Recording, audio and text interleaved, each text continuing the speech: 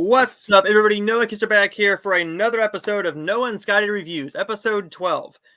This is a very light week, so let's get right into it, all right? We're going to do the movie that we watched, both of us watched, and they're both Hallmark films. So let's get right into it. We're going to go with Betty's Bad Luck in Love. This movie was the third film in the Hallmark Channel New Year's New Movie lineup. And let's just say the past two have not been all that hot. Is this one any better? Let's get right into it. Curse from childhood. To fail at romance. Betty's relationships have always ended in disaster. But when she meets Alex, she's tempted to try once more. Can true love prevail over a curse? Watch the movie and find out. Okay. Lacey J. Mailey. This is her Hallmark debut in the romance genre. And I will say this. While this is not horrible, it's a perfectly fine little movie. There's just nothing that spoke out to me about this being a special film. They added in a bit of some different scenes here than a Hallmark movie does. This kind of felt more of like a Lifetime-y film in a way, sort of. They added in bits of comedy that didn't work for me personally, but you also added in a bit of a climax that was over the top for the type of story you were being given. And the ending was very unneeded. I thought we could have used a bit more of a build-up. Before we go into a little bit of spoilers, I will just say this. This was a big disappointment, and I can't talk about this film without going into spoilers.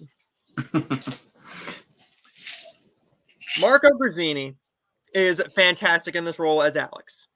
He has charm, charisma. He's fantastic. I always like this dude no matter what he does. He's in one of my favorites with Janelle Parrish called Right in Front of Me. And this one is a disappointment because I thought this was going to be a straight-up comedy. And instead they add in comedy, but the climax of the film is there's a fire. It's sort of a fire in this one building, and it's getting ready to collapse.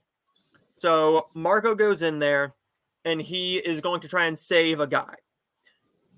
The officials don't want him to. The officers and the firefighters and everybody goes in after him, but then the whole thing collapses.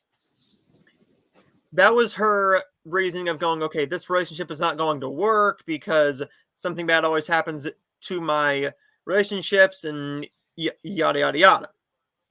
Here's the thing, though. That was very unneeded because we don't get a whole lot of our other relationships of what caused them to go wrong. It's just, something went wrong. That was a bit of a problem with the film. Also, the climax was very unneeded, over the top for a romance film that did not have much drama in it. While the curse is there, the person who did the curse doesn't even remember doing the curse. She was just angry. She didn't even look like the same person.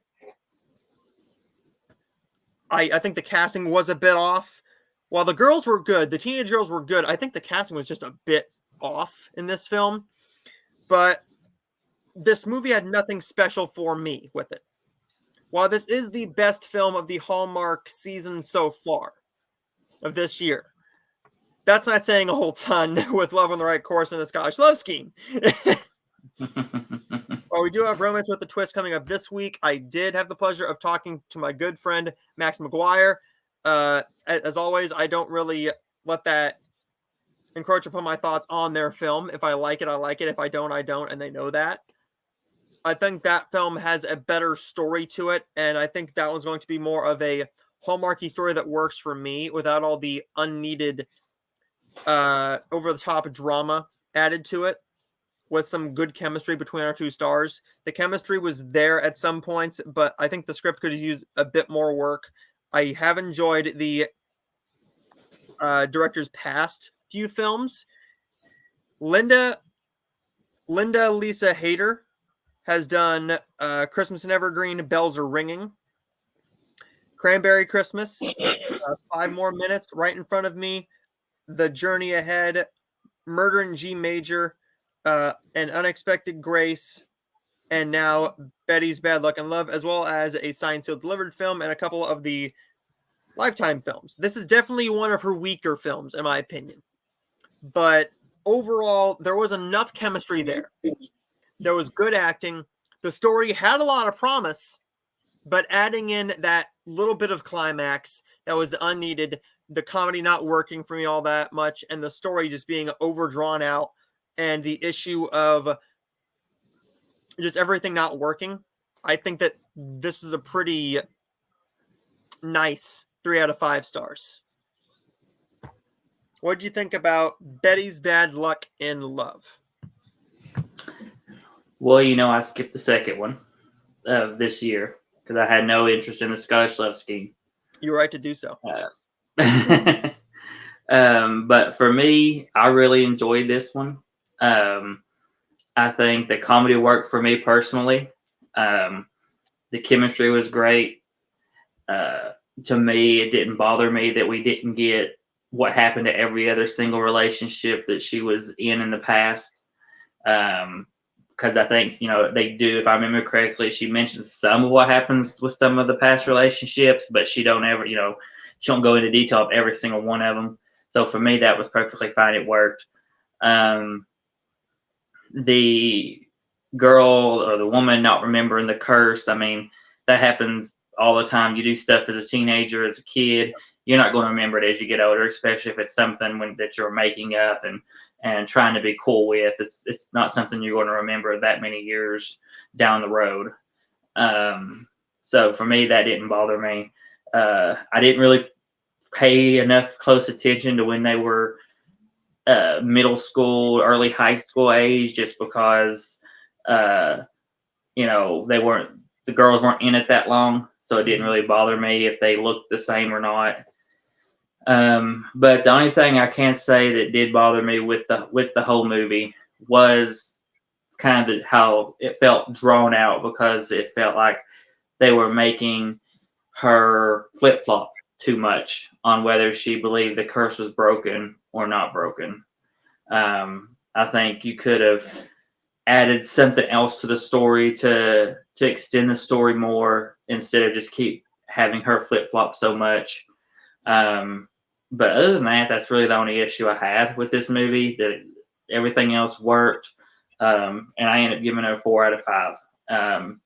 Now, I'm not going to say this is going to be in my top 10 of the year by the end of the year, by no means, but definitely was one that I could see myself getting later on down the road and rewatching again as a nice little fun watch.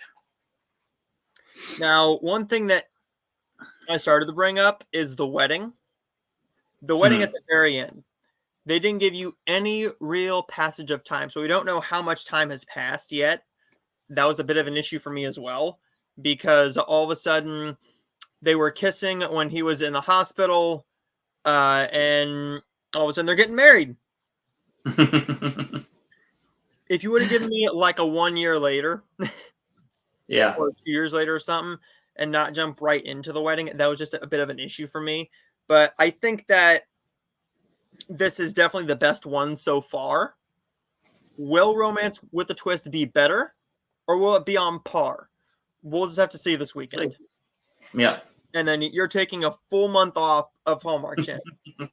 Yep, because I ain't watching none of the upcoming 4, because they have no interest in all that Jane Austen stuff. I did buy the Darcy movies that they came out before doing this whole month's work, just to give those a shot, because they don't look they look like they're made differently from what we're getting in the, the next coming month. But yeah, those just are not up my alley. Yeah. The Darcy movie this time is definitely more of a period piece. The ones with Cindy and Ryan are definitely more of rom-coms that are set in sort of like today's time. But I think those are definitely going to be ones that I'm going to watch. I am a period piece fan, so I'm just a bit nervous about what's going on here. I'm going to watch them. But we do have one that we'll get to once we get to our what's coming in February lineup, but we'll just have to see. Next up is going to be my solo review of True Justice Family Ties. Okay. This is the first mystery of the year. We got a preview of this very early on, and this is all about a law student with the help of her friends that sets out to prove her brother was wrongfully convicted. The only way to clear his name is by finding the real killer, but the closer they get, the more danger they are all in. So her brother is wrongfully accused of killing a girl. This whole way through, all the marketing, what did we see? The preview we got was Nikki DeLoach and Benjamin Ayres. They're barely in this film. They are barely in this film. Nikki is a DA. Ben is a DA. And Nikki is a professor. She is the professor of our lead girl here. While this movie isn't awful, this is definitely one of the weaker mysteries I've seen in the past year. This is definitely a little bit like a Jane Mysteries, where it didn't work for me. With the marketing, we don't know these people all that well. You're connected to a Nikki. You're connected to a Benjamin. We've seen them many, many times. And when your preview is them kissing in her classroom, leading into our lead girl coming in and saying, hey, I just found this out. The issue is you're expecting more of them. And while they already have their own mystery series in a way, Nikki has hers and Ben has been in a couple of his own, I believe. This one just did not work because the mystery was not all that intriguing. While you're cheering for them to figure out if he was actually wrongfully convicted, the issue is the story is not written well enough to keep you intrigued throughout the entire way through. This script is just a complete mess. This is a sloppy film that did not work on almost any level. I did enjoy Nikki and Ben. Catherine, who is our lead actress here, and that's her name, Catherine McNamara. I'm probably getting that wrong. Fantastic in this lead role. She's fantastic as Casey. This movie just needed a lot more work. The script needed a little bit more of a rewrite here. And I don't know if we're going to get another movie in this franchise because this is supposed to be a signature series, a signature mystery. We've seen how those have went. We aren't getting a Sister Sleuth sequel, but we're getting a Jane Mystery sequel. We don't know if we're getting a Haunted Harmony mystery. We don't know if we're getting a sequel to that one because that was pretty good too. We don't know if we're getting a Cases of Mystery Lane sequel. But those were actually decent to good films. The only ones I didn't like was the Jane Mysteries. This one is a big step down. I wanted to like this one a lot. I enjoyed the previews. And I really enjoyed our extended 1 minute scene we got to see. Because normally that sets it up, right? Normally that sets up what you're going to get in this film. Yes, you're going to get Nikki DeLoach. Yes, you're going to get Benjamin Ayres. But they're only in it for maybe 10 to 15 minutes. The rest of the time, that's it. It's just our kids here. And normally that's fine. I wasn't expecting this from a Hallmark Channel film to make it away from our big stars. But they did that, and that's a nice attempt. They had a nice attempt at that. It just didn't work for me. Other people are really enjoying this film as a mystery, but mysteries are very different for other people. Like with horror, like with comedy. This genre is not going to click with anybody. I know that you and Ashley are very picky with what sort of crime shows you guys will watch and get attached to. Yeah. I'm very picky with mine too. I'm more of like a Castle fan. For crime shows? Okay, you need to go to CSI and Criminal Minds and NCIS. Well, I said I'm picky with them, but that's normally like, do I want to watch a NCIS Vegas, a NCIS this, a NCIS that? Now, if we're talking about the signature series that everybody loves, like a NCIS original, a regular CSI, and all 20 seasons of Law and Order, give me those any day. Yeah, I would watch those nonstop if I could. Which means you better watch out. No. But True Justice Family Ties is perfectly fine. There's nothing overly amazing about this. Definitely one that I don't see myself watching again. And I'm going to be very generous with this one and give this a 2.5 out of 5. This could either be a 2.5 or a 3, but I'm going right down the middle at a 2.5 because I did enjoy the Betty's Bad Luck and Love just a tinch more than I did. But there's that. And next up is going to be a very fun time. Very fun time. Because we're going to go over our top 10 favorite Adam Sandler movies. So I did some watching. You did some rewatching. While this was not a very easy list to make for me, because having not seen a few of them, and we're mainly speaking on like straight up comedies. These aren't going to be your standard ones that everybody loves all the time. What I will say is that these are going to be very different lists. So the ones that I'm not including on here because I haven't seen them yet, or it's been a long time since I've rewatched them enough to actually make it on the list. The ones I have not seen are Punch Drunk Love, Spanglish, Reign Over Me, and that's about it. We're not counting his Netflix stuff either. Because his Netflix stuff, his worst of list would probably be down the line of just his worst of the Netflix Yeah. stuff. Can't have all Netflix stuff.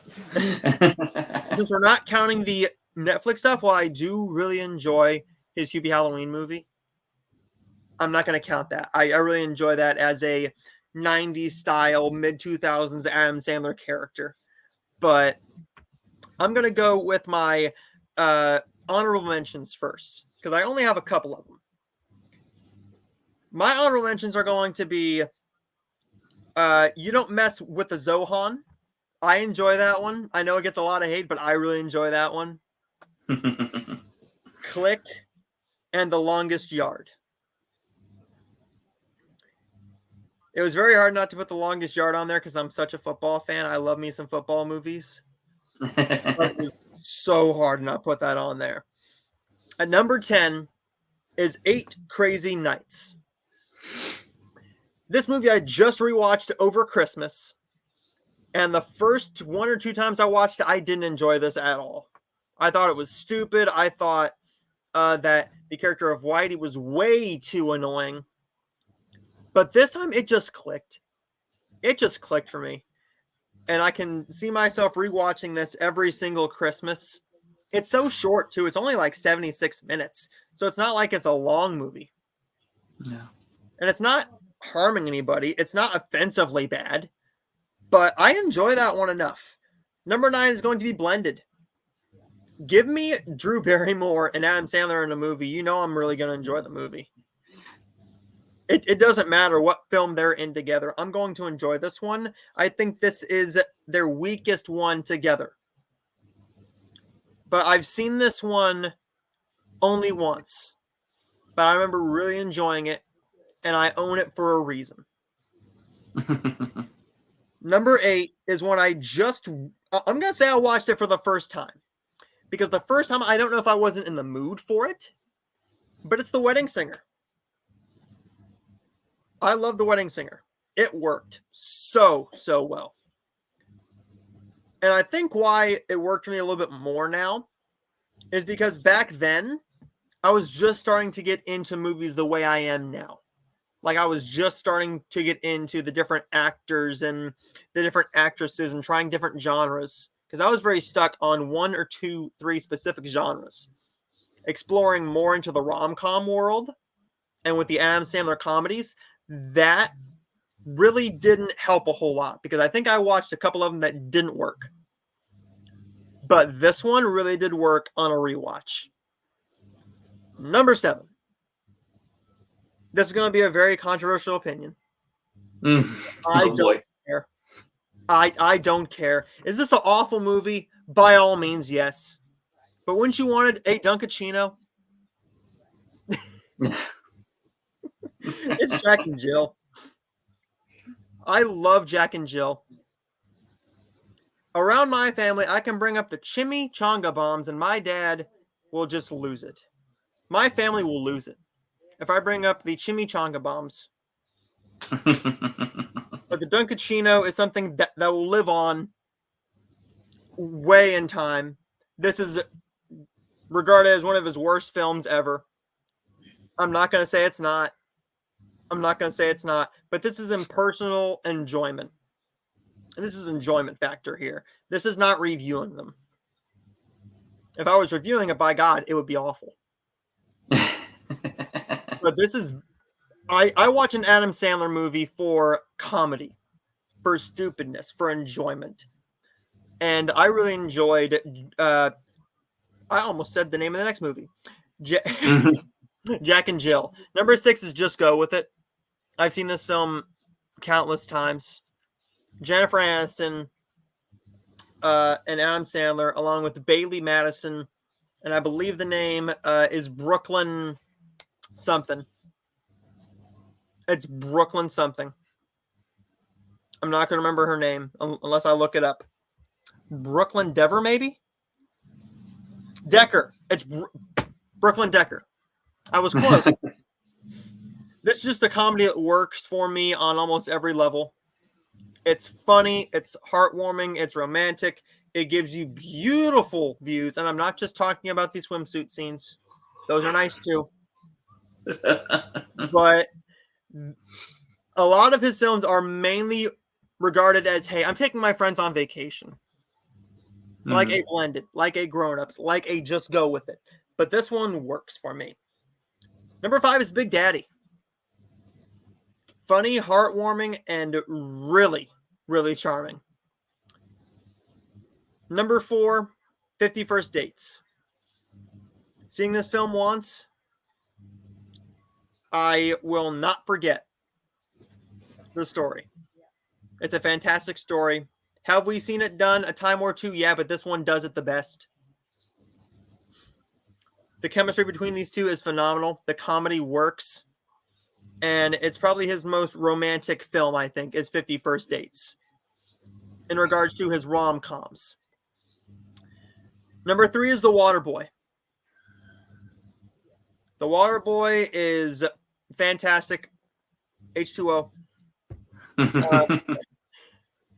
It's funny. Henry Winkler's fantastic. I love Henry Winkler and whatever he does. But nothing beats the top 2 here. Number 2 is Happy Gilmore. I eat pieces of shit like you for breakfast. You eat pieces of shit for breakfast? No. And then, of course, number 1. Nudie Magazine Day, Billy Madison. Nudie Magazine Day. It's one of my all-time favorite comedies. No matter how many times I watch this, I will laugh my butt off.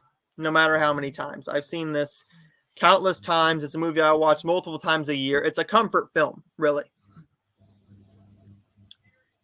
And there is the top 10 of Adam Sandler's films. Now, what are yours? So, my top 9 were pretty easy.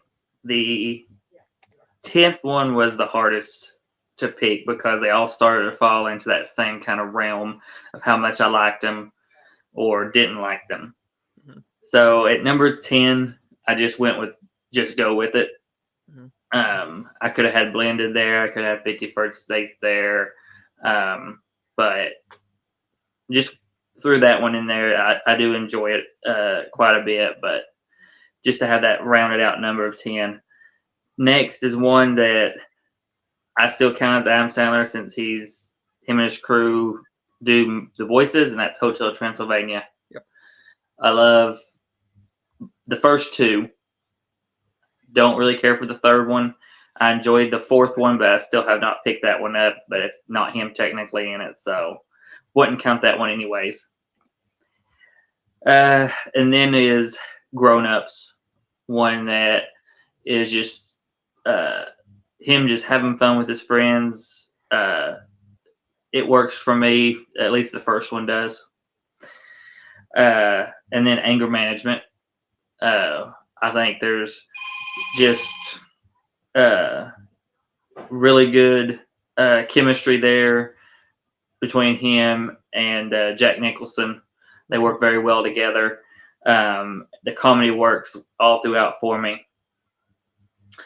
And then I put The Longest Yard in here at number 6. I couldn't go without it. It's just a very fun football movie. Has some drama mixed in with it, but mostly a comedy film. Yeah. And then my top 5, which will always be my top 5. I think they'll ever change, and that's starting in it. Happy Gilmore. This was just a fun golf film. Not huge into golf, as I've stated before, but Adam Sandler makes it fun, makes me laugh all the way through it. And then Little Nicky. I know a lot of people don't like Little Nicky, but for me it works. I enjoy it a lot. I think his character is hilarious. Then is Big Daddy. Just a really nice comedy where he just really gets to show learn a lesson, I guess, about how being and what it takes to be a dad and stuff. Mm-hmm. And then Billy Madison, classic. And then my number 1 favorite is The Waterboy. Another football film of his.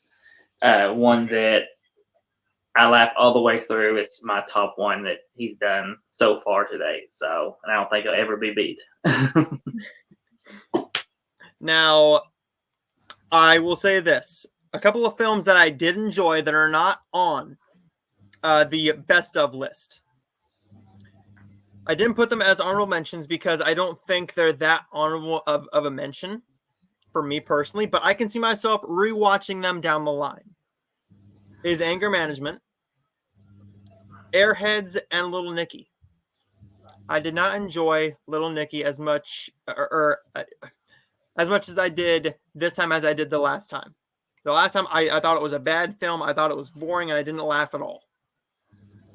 This time it really worked. I think I was just in an Adam Sandler mood and it worked. For me, a film like a Airheads is more of like an ensemble film where it's more of like a Adam Sandler, Steve Buscemi, and Brendan Fraser film. It's mostly a Brendan film, though. Because Adam's in it, but it's mostly a Brendan film. Still a very, very good film. Very good film. But let's go into our top 5 worst. This was pretty easy. This was pretty easy. I don't have any dishonorable mentions at all. I don't. We're just going to go right into number 5. And I don't like this film all that much. But I am going to rewatch it at some point because comedies can click with you at certain times and certain times they can't. Like Eight Crazy Nights did not work me the past 1 or 2 times I saw it. But it's Mr. Deeds at number 5. I don't find this film very funny. It didn't make me laugh. I was bored throughout the entire thing. And I honestly forget what the movie's even about. Number 4 is Bulletproof. An action comedy with him and Damon Wayans. The action is fine, but the comedy did not work. And for it only being 85 minutes, it felt overly long. It started to drag at 85 minutes. Number 3, The Cobbler. Oh, The Cobbler. I don't have much to say about The Cobbler. I do have something to say about Men, Women, and Children at number 2. Men, Women, and Children is a very disgusting film. What it tried to do here is it tried to be like this. And yes, I know we are supposed to stick to comedies, and this is more of a drama, but this is primarily a Adam Sandler film to me because that's the reason I bought it, because it was an Adam Sandler film. He's very unlikable in this film. The movie is uncomfortable to watch. It tries to be a drama, adding in some comedy, but it's not funny. It's not well written. It's just more uncomfortable and gross than anything. And not in like a Adam Sandler way with his comedy where other times it's very stupid and gross, like a Jack and Jill or a Grown Ups or something like that. This is just uncomfortably gross. That just, it felt wrong to watch the film. Let me put it that way. It just felt wrong to watch this film. And then number 1. This is easy. This is Going Overboard. I just rewatched this. Sorry, not rewatch. I just watched it for the very first time, and I'll probably never watch it again. Am I going to keep it? Yeah. More than likely, yeah. But Going Overboard is one of the most unfunny movies I have ever seen. It tries to break the fourth wall many times, and it just doesn't work. They add in bits of R-rated comedy where it's so unfunny that it's boring. But most of the time, you're just sitting there and you're just staring at the screen and you feel nothing. You're not bored, you're not angry, you're not sad, you're not happy, you're not laughing. You're just watching a movie.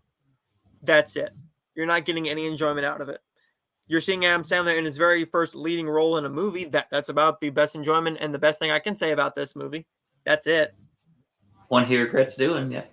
Yeah. But there's mine. What are your top 5 worst Adam Sandler movies? Well, starting off, I have That's My Boy. One that kind of came and went for me. I watched it. I didn't really care for it, and I remember nothing about it. Maybe give it a rewatch one day just to refresh my memory, see if it gets any better for me, but not one that I'm in any rush to see again. Next is Bedtime Stories. One that did not work for me. Again, very forgettable. Did not care for it.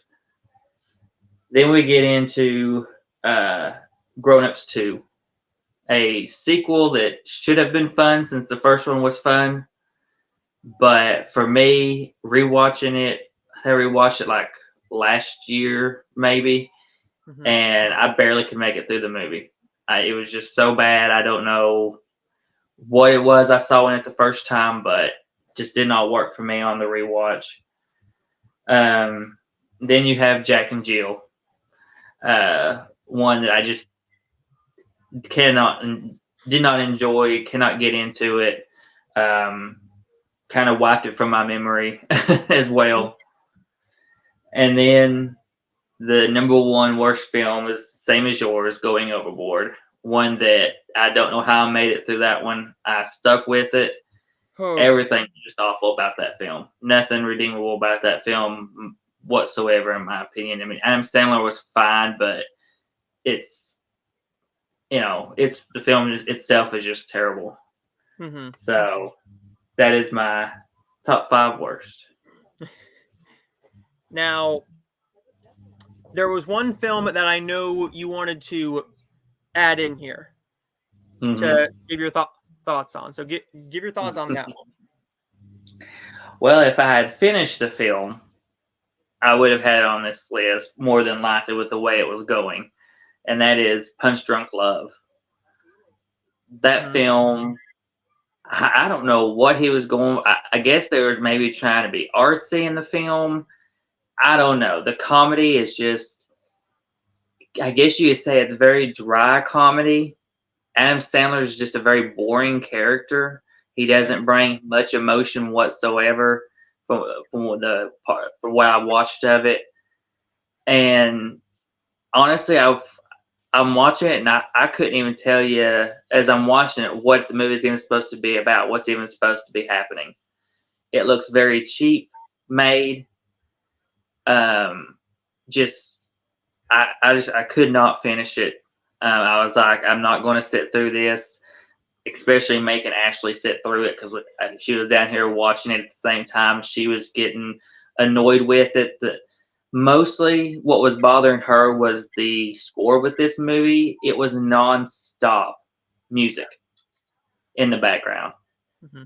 And I'm just like, you can't take a break. You know, does it got to be music the whole freaking time playing in the background? And so it was like kind of messing with her, and she's getting very on edge with it. And so I had to turn it off. I was like, I can't do it either. So, but if I had finished it, that would definitely be down in my top 5 worst of Adam Sandler films for sure. I'd probably take out like That's My Boy or Bedtime Stories for that one. Yeah. And now, here we go.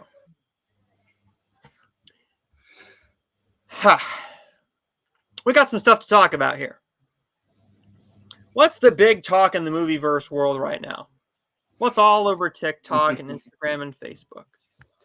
Margot Robbie and Greta Gerwig not getting the Oscar nominations. We're going into Oscar nominations, folks. No, we are not going to be covering all of the categories. We will not be doing the best shorts. We will not be doing that because, one, we haven't seen any of them.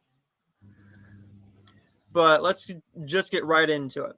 We're going to start off with best visual effects. We will not be doing our predictions until we get closer to the Oscars, because I think that's the best way to do it, because I can fairly say that I've seen the films by that point. Hopefully, if Poor Things comes out to digital. They're hiding these movies from you, so you can't see them. They are deliberately hiding Poor Things from me. Poor Things, Iron Claw. Yeah. Let's get right into it. Best visual effects. We have The Creator, Godzilla -1, Guardians of the Galaxy Volume 3, Mission Impossible Dead Reckoning Part 1, and Napoleon. Not very surprising there. Best film editing, Anatomy of a Fall, The Holdovers, Killers of the Flower Moon, Oppenheimer, and Poor Things. Not shocking there either. What's probably going to win that is Oppenheimer, because it's been doing all of the editing categories. I mean, to cut this film down and edit it in a way where it's not a boring 3 hours, that's saying something. Production design.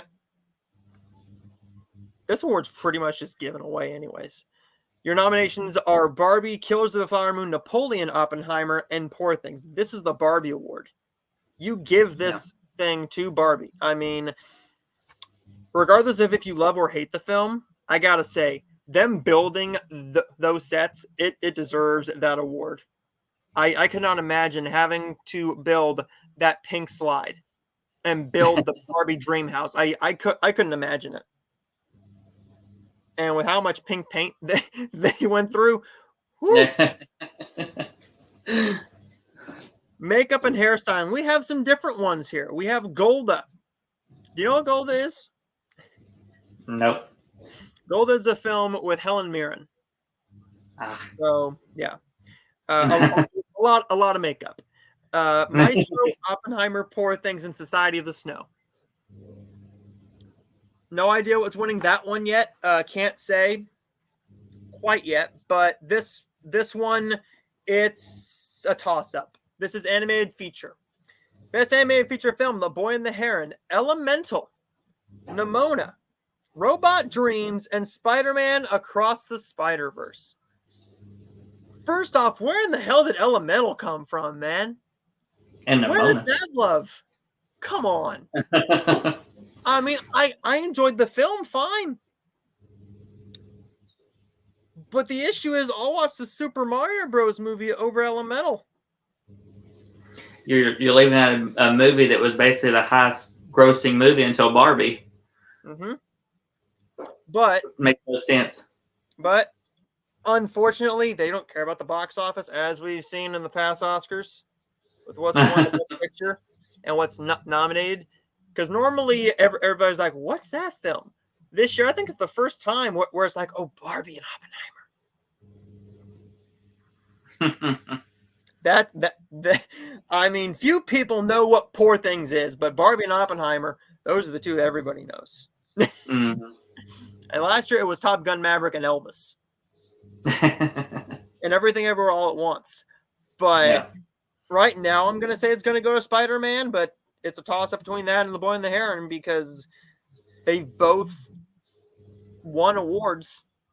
But right now I think Spider-Man should get it. Having not seen The Boy and the Heron yet, I can't say 100%.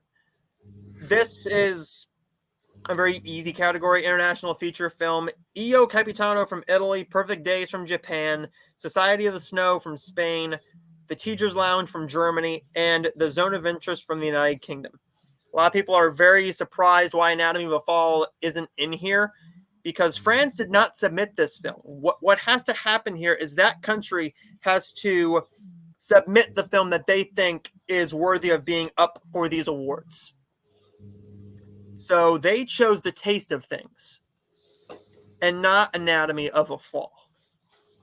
So that's a bit of a shocking thing to me, because Anatomy of a Fall was getting love in all the award circuits, all the love in the world, winning best film, winning actress, winning writing, directing, everything.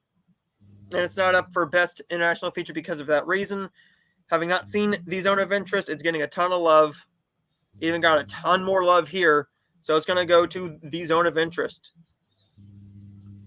We are not doing the short films. We're not doing the documentary films because we haven't seen them. I think that's perfectly fair. Yeah. Original score: American Fiction, Indiana Jones and the Dial of Destiny, Killers of the Flower Moon, Oppenheimer, and Poor Things. People are very surprised that Indiana Jones is in there. I'm sorry. It's John Williams. They'll nominate anything that John Williams does. And I don't think it's wrong to say that he's probably the best composer in film history. I mean, come on. Home Alone, Jurassic Park, Harry Potter. He is the best. And, of course, Star Wars. But that's probably going to Oppenheimer. Can't say yet. Haven't seen Poor Things or American Fiction. Hoping to this next month. But sound, you have The Creator, Maestro, Mission Impossible, Oppenheimer, and The Zone of Interest. Costume design: Barbie, Killers of the Flower Moon, Napoleon, Oppenheimer, and Poor Things. Best original song. You want to talk about some surprises here? This shook it up. This shook it up. I have not heard of 3 of these songs getting nominated almost anywhere. I think The Fire Inside from Flamin' Hot got a Golden Globe nomination, but best original song: The Fire Inside from Flamin' Hot, I'm Just Ken from Barbie, It Never Went Away from American Symphony. I'm going to mess this up. This is Hazy Haze He, A Song for My People from Killers of the Flower Moon. I'm not going to say that right, ever. Even when I learn how to say it, I'm not going to say that one right. And then What Was I Made For from Barbie. It's a 2-horse race. one of the Barbie songs is getting it. Which one? I don't know. But I know it's going to one of them. I will pick that out once we get to the through the predictions in March. Best cinematography, El Conde from Netflix. Okay. Don't know what that is, but sure. I've heard of it. I saw predictions and I'm like, okay, if you say so. Killers of the Flower Moon, Maestro, Oppenheimer, and Poor Things. Best original screenplay, Anatomy of a Fall. The Holdovers, Maestro, May, December, and Past Lives. The Oscars did something very, very stupid, and I don't say that often. But Barbie should have been here. It should have been in original screenplay. They're calling it adapted because it's based off of an IP. I don't care. It's not like you're taking it from a Barbie movie or a Barbie novel. Mm-hmm. You could be taking it from a Barbie novel. I don't freaking know. But as far as I know, this was an original screenplay. Adapted screenplay, you got American Fiction, Barbie, Oppenheimer, Poor Things, and The Zone of Interest. What wins there? I'm going to be honest, I don't have a damn clue.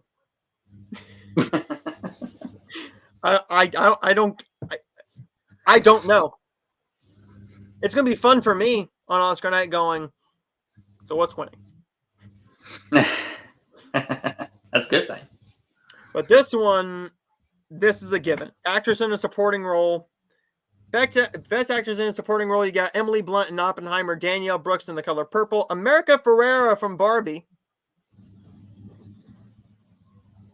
Jodie Foster in Naiad, and Divine Joy Randolph in The Holdovers. In my defense, I love the Barbie movie, okay? I like it. Not saying America Ferrera isn't deserving because she's phenomenal in the role. But we'll get into more of that in two categories. Actor in a supporting role. Sterling K. Brown in American Fiction, Robert Downey Jr. in Oppenheimer, Robert De Niro in Killers of the Flower Moon, Ryan Gosling in Barbie, and Mark Ruffalo in Poor Things. So you do have two pretty obvious snubs, but then again, having not seen two of the films, I don't know who you take out. Or Charles Melton in May, December. I don't know who you take out for a Willem Dafoe. I don't know. But this is the Robert Downey Jr. Award anyways. Pretty much. This is the one that everybody has a freaking issue with, along with director. Best actress in a leading role. Annette Bening in Naiad.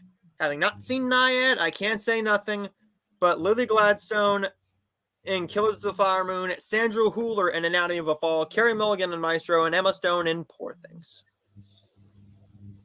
Margot Robbie's missing. I will say this. I would not take out Lily, Sandra, Carey, or Emma. I think a lot of people are saying take out Naiad. Yeah. Annette Bening, Naiad. That's what they're saying. They don't understand why she's in there. Because it's Annette Bening. And Jodie Foster has been getting all the nominations, too. So instead of the Poor Things boys getting in, you're getting the Naiad girls in there. Okay. Let's have a little talk about this. Is Margot Robbie deserving of a nomination? Yes. Yep. She's Margot Robbie. She elevates anything she's in. She's phenomenal in the role. Do I think she has the best chance of winning? No. No. But when I watch Naiad, I'll see if I think Annette Bening is worthy of the Oscar nomination over a Margot Robbie. But my issue here is you're making a movie about Barbie and you don't nominate Barbie? You don't nominate Barbie? But you nominate... put in a movie that people don't even know exists hardly. But then again, it's fine. It's fine. Calm down, everybody. The Oscars will come and go, and we will complain about something next year too. Because it happens every year. It happens every year. It doesn't matter. But actor in a leading role, I'm not happy with one of my favorite guys not being in there. But you're not hearing me go, no, no, no, no. This is wrong. Bad.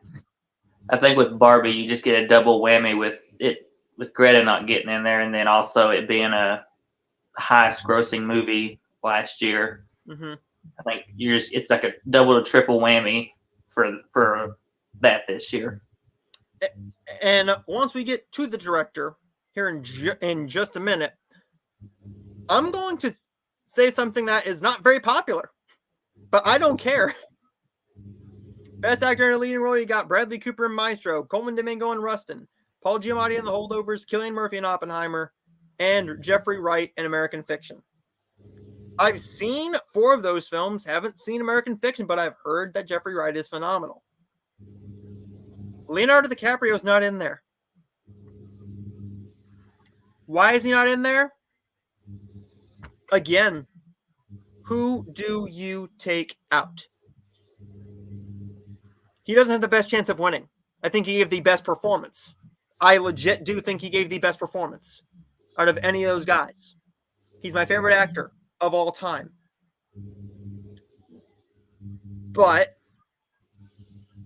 this movie, its best opportunity to win an Oscar is Lily Gladstone, unfortunately. I love Killers of the Flower Moon to death. I love this 3.5-hour epic.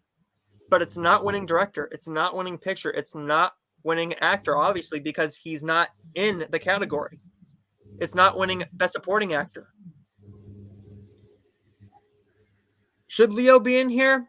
Yeah, but I can't say who you take out. Along with director. Best director, Justine Triet in Anatomy of a Fall. For Anatomy of a Fall. Martin Scorsese, Killers of the Flower Moon. Christopher Nolan, Oppenheimer. Yorgos Lanthimos, Poor Things and The Zone of Interest. Jonathan Glazer, The Zone of Interest.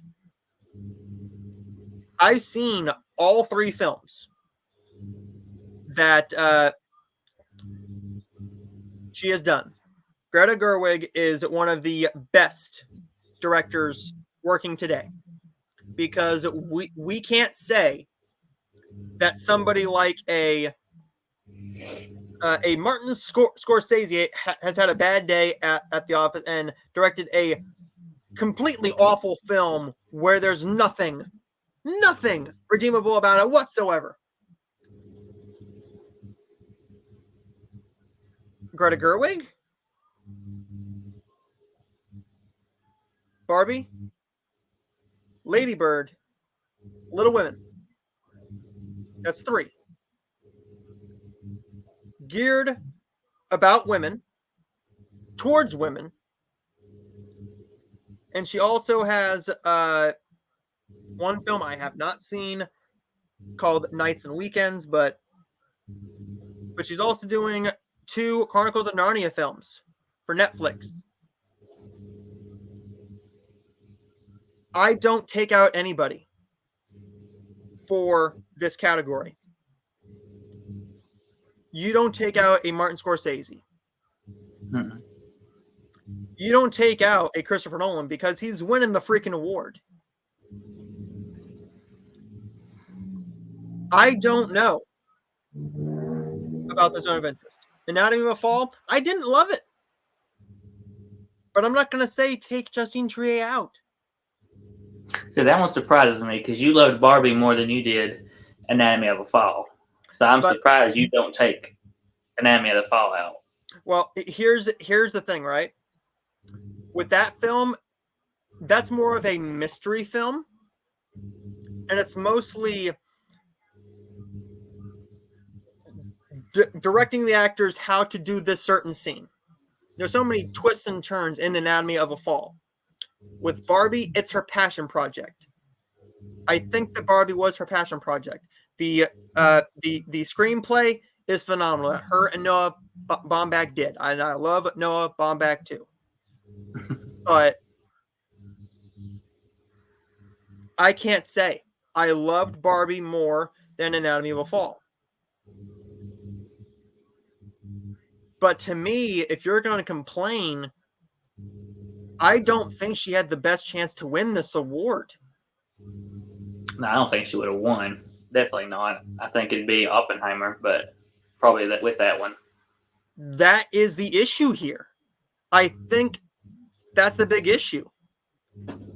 Because if you're not up for a director award, that lessens your chance of winning the best picture.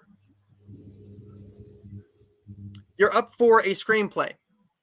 You're up for a supporting actor, 2 songs, and production design, along with a couple more, I think.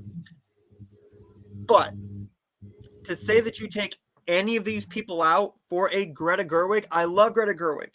You know I do. I love Margot Robbie. I freaking have her behind me.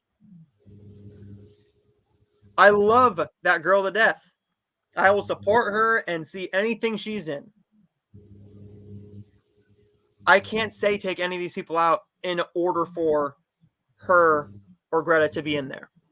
Now, what Ryan Gosling did was very, very classy. He put out a very great statement saying, I'm honored to be nominated. I'm happy for America Ferrera. But he said that Margot and Greta should be nominated for this reason and this reason and this reason. But he didn't spam the Oscars saying, how dare you not give them a nomination because of this, this, and this. He said, I am very disappointed why they didn't get a nomination. But what a lot of people don't understand is winning an Oscar is one of the hardest things to do.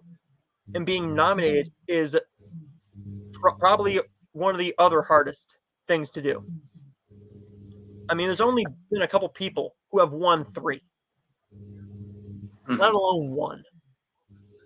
Margot and Greta will get their day. I think, too, when out of all of them, you would have thought that it would be Margot or Greta getting a nomination for a female-driven movie that's pretty much mostly about Margot Robbie. Mm-hmm. And they nominate Ryan Gosling. Yep. And it's like, okay, so you nominate the man amongst a female film. Mm-hmm. So, I mean, it's a tough situation. I know that was probably a tough call by the Oscars to do, but I don't know. We'll see what it brings up as we get closer to time. But here's one thing that a lot of people don't understand either, right? I'm not trying to be a snob about it, right? But it's not the Oscars. It's like the SAG Awards, people. The actors nominate the actors. The acting branch nominates them. Now, if she wins, is she even up for a SAG? I don't know if she's up for a Screen Actors Guild Award. She might be. We did it last week, but I'm not gonna lie, I forget. Yeah, I don't remember. But if she's up for it and she wins, then you have an argument to be made. But the actors nominate them. The directors nominate the directors. The writers nominate the writers. If the actors thought that these other performances were better, who knows better than the actors, right? We can be a film critic. We are film critics. We love films. But even we can't say, I will take out Emma Stone to put in Margot Robbie. I will take out Martin Scorsese to put in Greta Gerwig. Loving the film as much as I do, I can't say take these guys out because they deserve this nomination more. Greta Gerwig did deserve to win for Little Women. She deserved to win for it. I think that's her personal best film, is Little Women. Lady Bird, very good film. Barbie, very, very good film. But With that being said, I see where the drama is here, but I don't support it. I don't support talking bad about the Oscars because they didn't give a film a nomination. It happens every year, but this film, I think it's just everyone's giving it a bit too much of hate. And going after Ryan Gosling of all people, you're going after. How dare you do a good job in a film? How dare you get a nomination? I don't think in the nominations, if he's in the actors branch of the Oscars, that he can even nominate himself. So,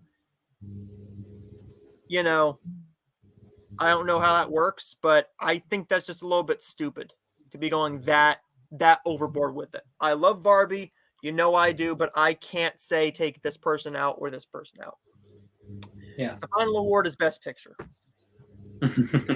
American Fiction, Anatomy of a Fall, Barbie, The Holdovers, Killers of the Flower Moon, Maestro, Oppenheimer, Past Lives, Poor Things, and The Zone of Interest. Very good lineup there. Having seen 7 or 8 of those films, we know what has the best chance of winning. So there's that. But there is everything for the Oscar nominations. We only have, I believe, 2 more things. And that is going to be our February movie preview. We don't have a lot to talk about here because it's a very light month. I'm kidding. I'm kidding. In all seriousness, I did make a list of things that I'm going to watch or have interest in watching. I just need to watch the trailers for it first. And it depends on if my theater gets them in as well. So first up, we're going to start with Argyle. That comes out February 2nd. I think that looks fun action mystery. You also have the Tiger's Apprentice on Paramount Plus, a fun little animated film. Could have a vibe of like The Magician's Elephant or a Nimona type feel to it in a way, with a charming little action-packed animated film. You also have a horror film called Departing Seniors. I'm hoping that comes out on VOD. I'm going by the releases.com calendar. So I don't know if this is coming out on that date once we get to then. If not, I'm going to rent it at some point. Orion and the Dark. This is a DreamWorks film. I believe it's a DreamWorks film on Netflix that I think looks very, very cute. It's probably going to be charming, and it's going to be a fun little family film. Next up is going to be the 9th. The 9th, we have Suncoast on Hulu. It's just this cast. Woody Harrelson is in it. That's all I needed to know. It's Woody Harrelson. And I believe that's Laura Linney. Next up is going to be Float. This is a romance film.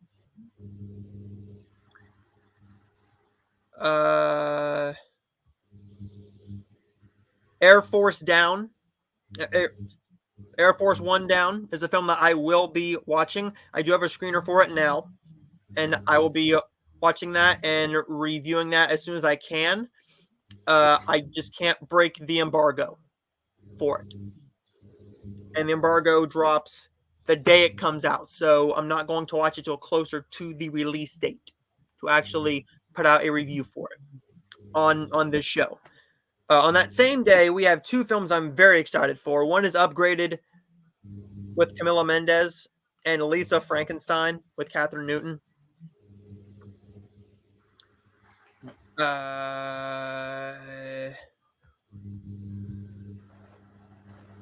Five Blind Dates on Amazon Prime. That's going to be a fun rom-com. I would say Bob Marley, One Love, but I don't know if my theater is even going to get it. Bob Marley One Love does come out on Valentine's Day, along with a Netflix film called Players. And the reason why I don't think my theater is going to get in Bob Marley One Love is because that's the same day as Madam Web. Oh boy.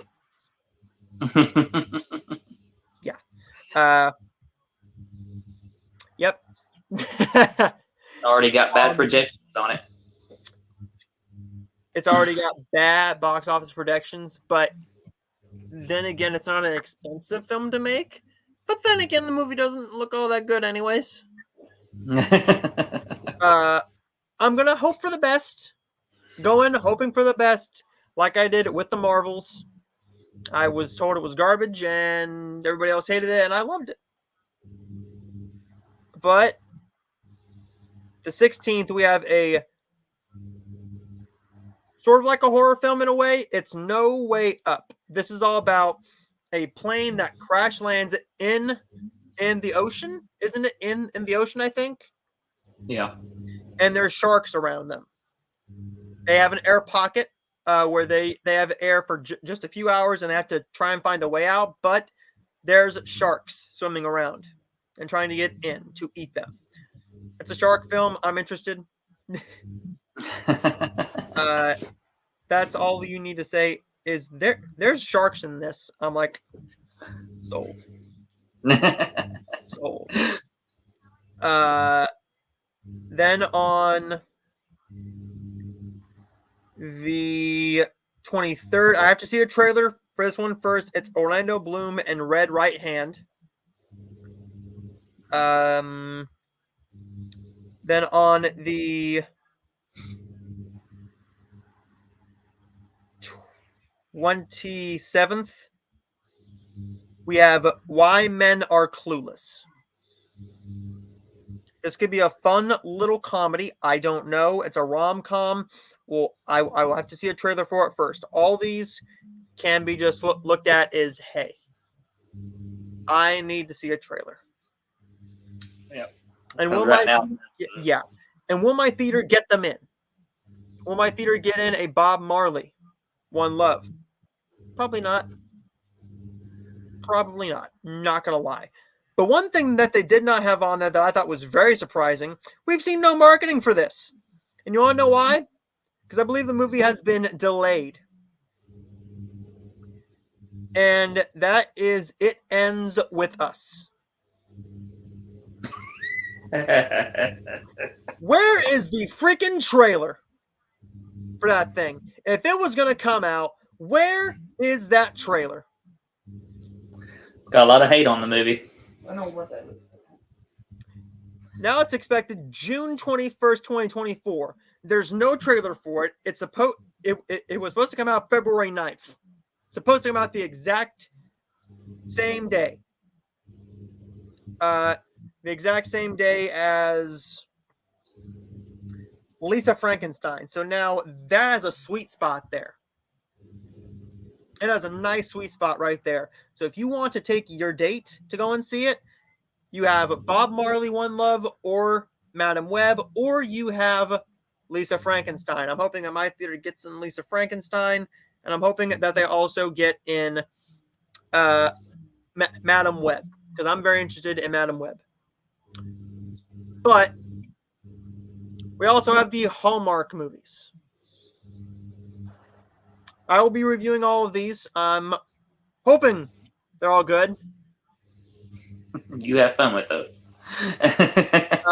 We have 5 romance films to talk about. We have Paging Mr. Darcy, Love and Jane, An American in Austin, A Taste of Love, which is not part of the Jane Austen lineup. It's just a side film. So I don't know why you did that right in the middle, but okay. But they're airing that on a Monday.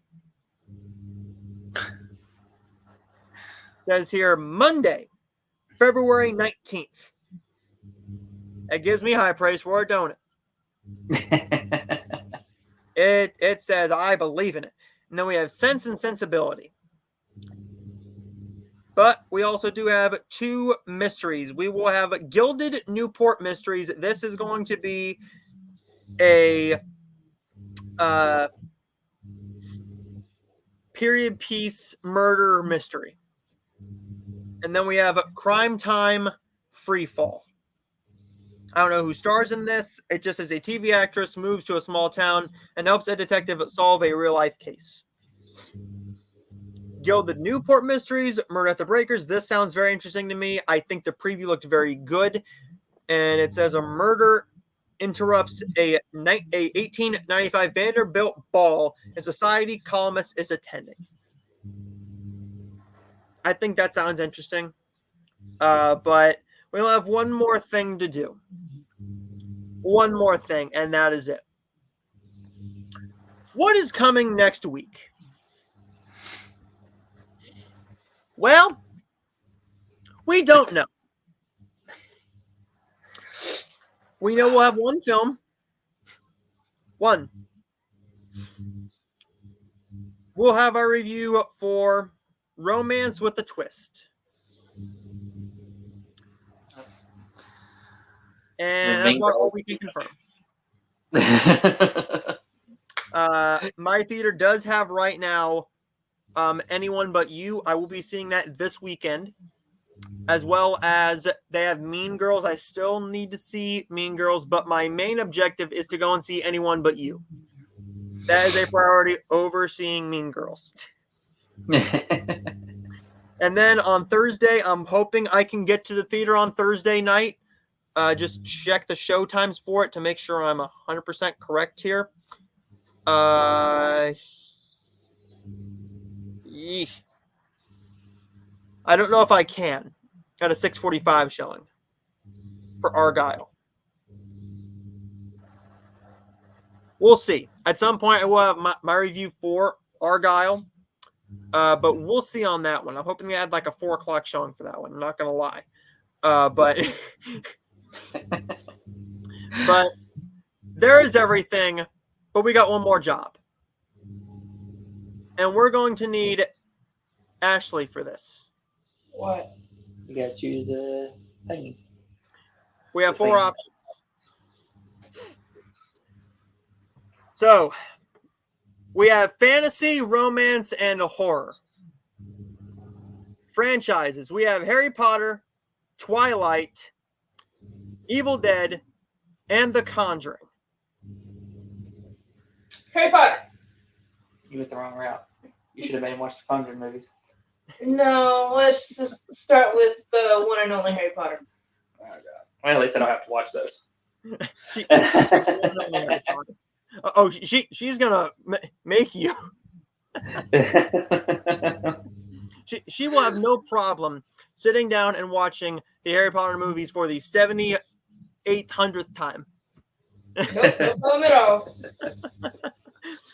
But we will be ranking all 8 Harry Potter movies, not including the Fantastic Beasts. We're only doing the Harry Potter standalone universe, not the prequels.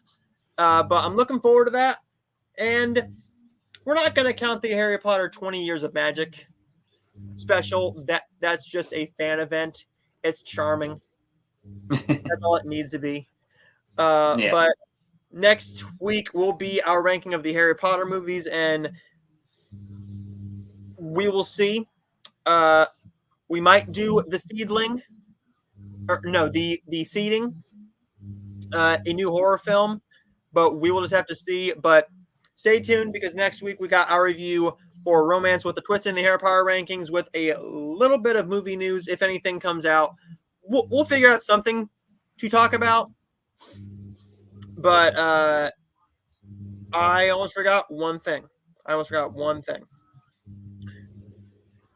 did write down some TV shows that are coming out in February that I do have some interest in. I'm going to be watching the first episode. I believe it's only the first episode of Expats on Amazon Prime this weekend. A new series on Apple TV Plus I've had a lot of interest in. Masters of the Air with Austin Butler. Just dropped the first 2 episodes. That's going to be a 9-episode series, I think. 9, 10. And I will review that whole thing once we get to the end of it. The New Look is a new Apple TV Plus series The Last Airbender on Netflix. And yes, that is the Avatar, The Last Airbender live action series. And Shogun comes out on FX and Hulu. I'm going to see how much time I have with doing the Harry Potters, but I would like to do the Percy Jackson series. I've heard nothing but fantastic things about it. I know they're shorter-ish episodes. They're a little over an hour. But no. I think the longest one's like 53 minutes, and then they go down to like 34.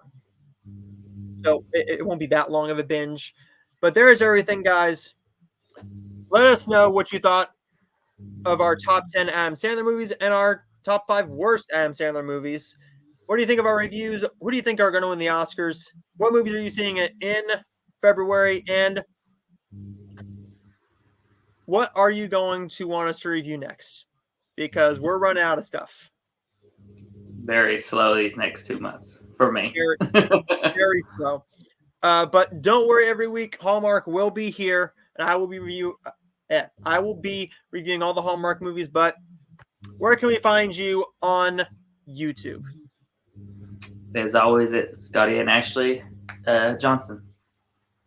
And stay tuned because next week we'll have a special guest on the podcast. We will have Ashley on the podcast. I didn't know this was somebody else, so like me. You have to be in the video. You have to adjust the camera to you and me. God, I want to do my makeup. Well, don't worry, because I do mine always. So, but next week we'll have a special guest where we'll be ranking all 8 of the Harry Potter movies for only one true love, the Wizarding World of Harry Potter. And next week we will tell you about her shrine. So no, but thank you guys for watching this video. We will see all of you guys next time.